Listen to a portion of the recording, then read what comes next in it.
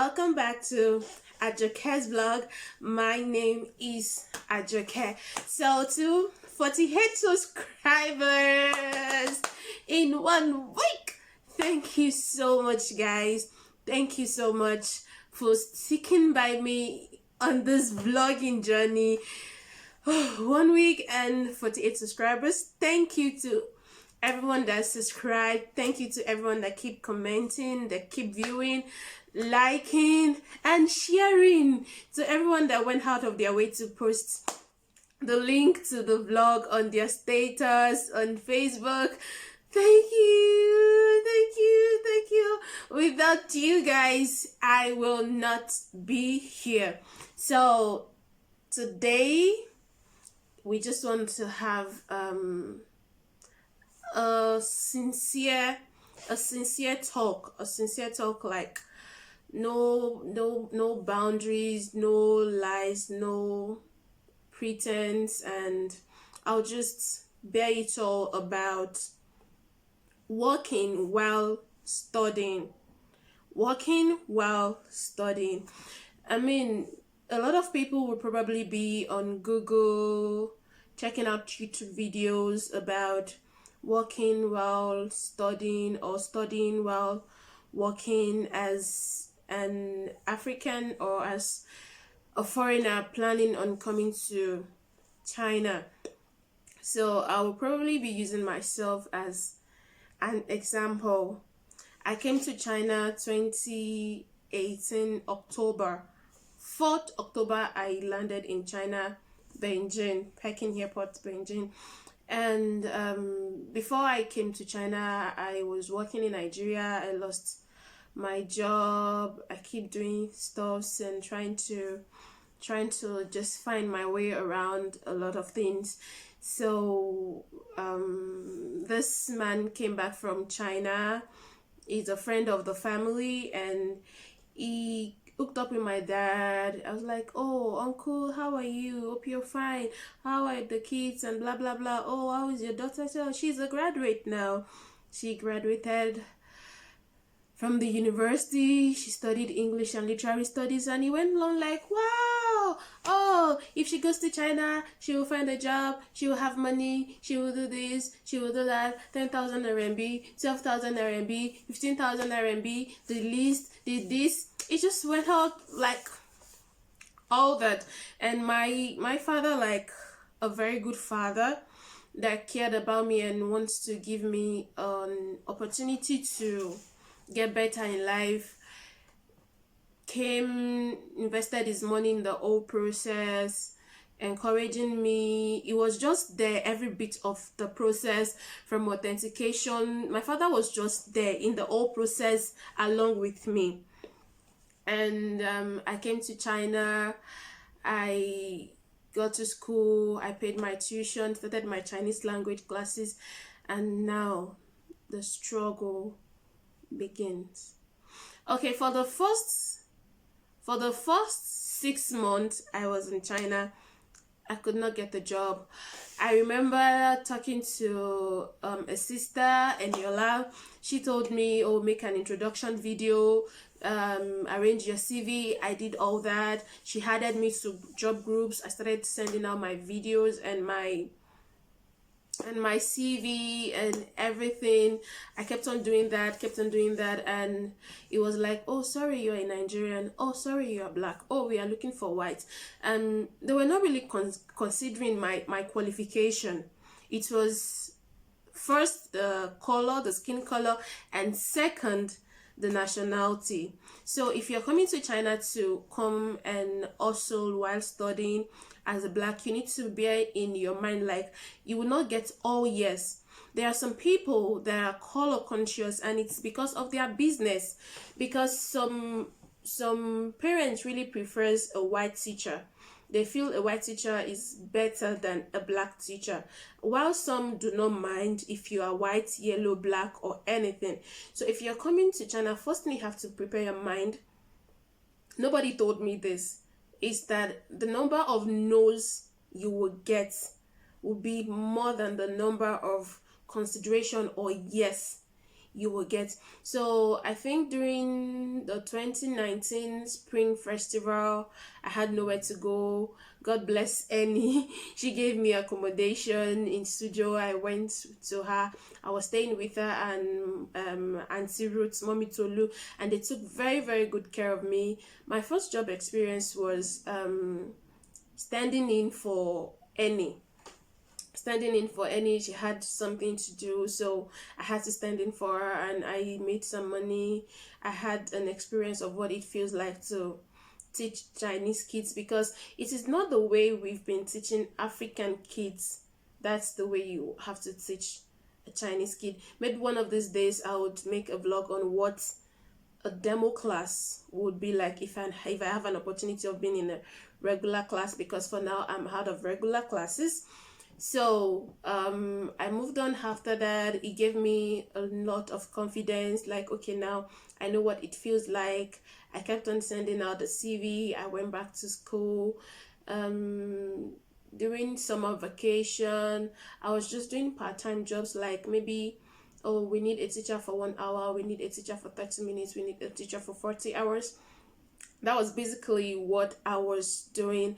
And those bills were not, the fees were not just so much. It was just enough to feed me for like a day or two. So if anybody tells you you're coming to China to work while studying and everything would just come together like that, no, it's a lie. It's a whole long process.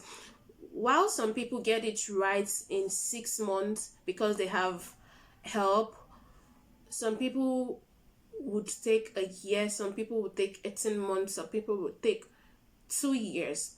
So because the law of China says no working while studying, it's against the law. So you don't expect to just come out of the blues of Africa to China and then you just go PM and you're just working. Okay, after that I got a regular job. Kenny helped me. I got a regular job. I was there. The school was yet to resume. I was there for like 2 months. I was there for like 2 months, and one day the police came. That was the scariest experience I've ever had in China. My heart was basically in my mouth. And they came, they asked for my passport. They saw it was not a working visa. They asked me to go to them to the police station. A lot of questioning. They took me into a questioning room where it's just a computer, a laptop, and camera, and a chair.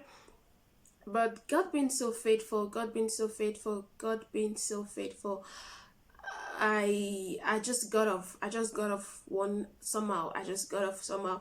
So I told myself I was going to stop looking for like a regular teaching job. I was going to face my academics. I was just going to find a way of getting a scholarship and paying my tuition, because my tuition is a whole lot. It's around like 20,000 RMB together. That's like ₦1 million above in Naira. So later I met a woman. She helped me get a job. Oh, everything was going fine. I worked for 3 months and I was asking this woman for money, and she told me, you're a Nigerian. A Nigerian duped my friend, so I'm not going to pay you. I'm going to use this money to try to be a compensation to the person a Nigerian duped. That was how I lost 3 months of hard work and everything. It was a difficult time in my life. I got depressed.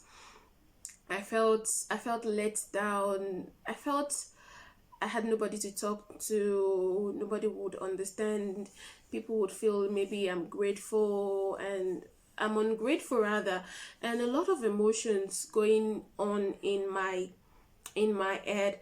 But then I just knew that I had to pick up my life somehow. I had to do something. So I started talking to people, asking them for home teaching. It's not enough to say I'm successful in China. No, I really don't have money. I'm like almost every time broke if I don't go for this home teaching, if there are no home teaching opportunities. But it's one thing to feed me and give me a reason to just say, okay, even if it's a little bit, let me just start saving towards the next school fees, or start looking out for scholarship, as I am doing presently. So if you're coming to China planning to work on a study visa, prepare your mind. Nobody will tell you this. It is risky. It is risky, because once the police catches you and peradventure you were not able to get off the hook, you spend some months or some weeks in detention. It depends on the law of the province, and then you get blacklisted and deported. And once you get blacklisted, I think you won't be able to come back to China in years. You won't be able to come back to China in years. And if unfortunately you have a whole lot of money in your account, everything gets confiscated. Everything gets confiscated.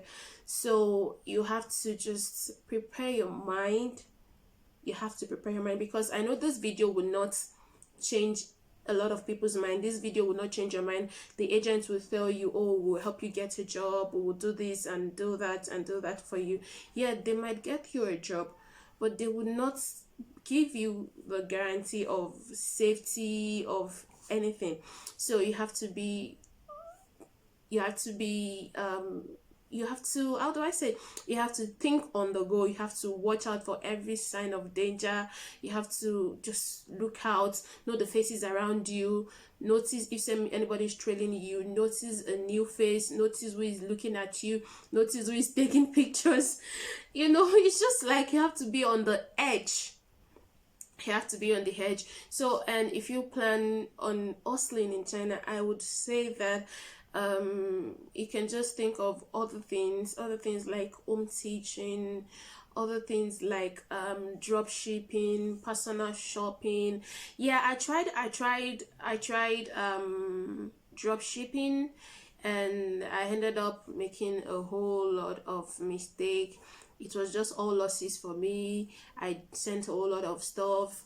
The person I sent it to squandered it. She would not even reply chats, shipping agents and all that. So if you're coming to China, don't let anybody tell you there is cheap money anywhere. There's no cheap money anywhere. A Yoruba adage will say, "Enukini unlowowa." So if you're not ready to cut risk, please don't even bother trying to say that you want to come, and then they will just package the lies for you as a marketing strategy and bring you here to come and make you suffer. And at the end of the day, nobody would pay your bills, nobody would be there, nobody would even care. It's just you and God. So I want you to always know that there is money in China, if only you're willing to cut the risk. And then I'm not saying that cutting the risk would make you do anything illegal. There are some people too that they are in this China, they are the ones even tarnishing the image of Africa. They are into drugs, they are into pimping, they are into a lot of vices, and these things, when they catch them, it goes around, like the name of the country goes around, and it creates a kind of identity in the mind of people that, oh, Nigerian people, Togolese people, Zambian people, Ghanaian, Zimbabweans. So I believe that even if you're planning on coming to China, please know that you're not here for yourself. You're here for your country. You're here for other people that would probably come here one day. This is what I keep telling myself. I have to be good. I have to be in my best behavior, because I might be suffering today because of what someone has done to someone that I don't have any idea of who they are. But I would keep doing good, because someday someone would come here and she or he would be treated right based on what I did. So also, if you plan on working in China, you have to know at a point in your sojourn in China, you have to get a TEFL. certificate or LTSOL certificate. It boosts your identity as a teacher. You have to be lovely, you have to play with kids, you have to just be here. And then I would say this because it's one thing. You also have to be prayerful. You also have to be prayerful. You also have to just commit everything in God's hand, because so far so good. I would not say that I have a power of retaining myself in China, of paying my own tuition, feeding myself, and paying some bills and all that. It has just been God. It has been God, because once you're in China, people would not understand the drama, the chaos in your head around you. All they want is you sending them money, meeting a need at one point or the other, and most times they even do not know that you've not eaten. There was a time I was homeless in this China. I was sleeping in the classroom. There was a time I was on Gary diet for like a week, morning, afternoon, evening, and all of that. So don't let anybody tell you that China is just about comfort. It's comfortable, but if you're working on the wrong visa, it is risky. It is really, really risky. And this is me being sincere about my journey, the experiences, and everything. The person that brought the idea of me coming to China did not give us all these details of the police, of the color disparity, of the struggle and everything. They just gave a promise of, oh, it's okay if you can, it's okay to work and all that. So if you know that you don't have the strength of financing, please just come with the mind that you are open to learn on how to make money in legit ways, please. Legit ways, legal ways, please. And the reason why I'm saying please is just that it's just we can do better as African to redeem our own image, to show those people that we are more than the bad news, that the good eggs are really, really far better and more than the bad ones, putting us in the bad image. So if you know anybody coming to China, please share my videos to them. I promise to keep putting out good content, to be real as much as I can be. And if you're new to this channel, please do subscribe. Please do subscribe. And if you want me to make a vlog about anything, talk about anything, please do drop it right in the comment section. I want you guys to engage me. I want to know what you think about the vlogs, about a particular topic we want to talk about, or we've talked about, or that I talked about in this vlog. And please do share this video and subscribe, please subscribe. Okay, a very quick shout out to Benika's Beauty. She made my face. She did this beautiful makeup for me. I had eye bags. I was really grumpy this morning, and I knew I had to just put out a vlog for you beautiful and handsome kings and queen, and I really don't want to do it with a grumpy face, or I would just postpone it. And she did my makeup. So Benika, this is me saying thank you, shout out to you. So I come your way. If you believe you can achieve and keep believing, I love you so much from the depth of my heart. I'm rooting